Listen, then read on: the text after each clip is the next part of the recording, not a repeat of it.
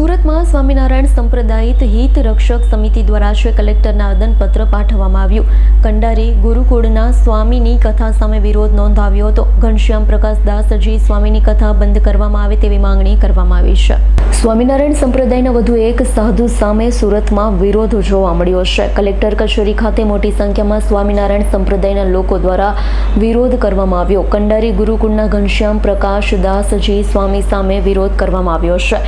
આવતીકાલથી સુરતમાં ઘનશ્યામ પ્રકાશ દાસજી સ્વામીની કથા યોજાવાની છે, જેને લઈ સ્વામિનારાયણ સાંપ્રદાયિક રક્ષક સમિતિ દ્વારા વિરોધ કરવામાં આવ્યો છે. લંપટ સાધુ દ્વારા બાળકો સાથે સૃષ્ટિ વિરુદ્ધનું કૃત્ય કરાયાનો આક્ષેપ સ્વામિનારાયણ સંપ્રદાયિક હિત રક્ષક સમિતિ દ્વારા કરાયો છે.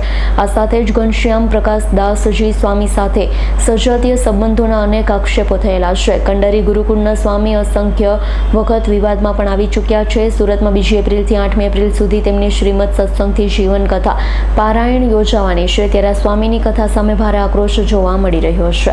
સેલડિયા સંગીતા આજે લપટ સાધુઓ વધે છે. સત્સંગી જીવન કથા એને પણ મહત્વની ખબર નથી, પોતે બેહાડીને બેહી જાય છે. હવે આવે સત્સંગી જીવનનો મહિમા કેટલો છે.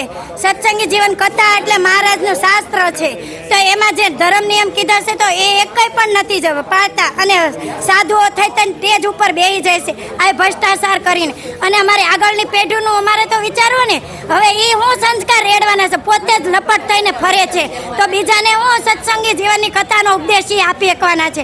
તો અમે એના કરતા સારો ઉપદેશ દેવા તૈયાર છે, પણ તેનામાં એવી આવડત હોવી જોઈએ કે હરિભક્તોને સારા સંસ્કાર અને સત્સંગી જીવનમાં જે મહત્વ કીધા છે એ બધા ધર્મ નિયમ ને બધું સમજાવવાનું હોય તો પોતે જ લપટ થઈને બેઠા છે, બીજાને હું ઉપદેશ આપીને ઊંધા વળવાના છે.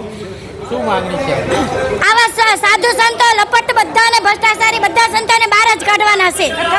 કથા આવી સત્સંગી જીવનની કથા એને મુખ્ય હોવી જ ન જોઈએ.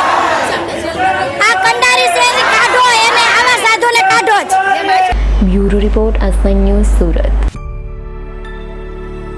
અમારી તમામ માહિતીથી અપડેટ રહેવા માટે જોડાયેલા રહો S9 ન્યૂઝ સાથે.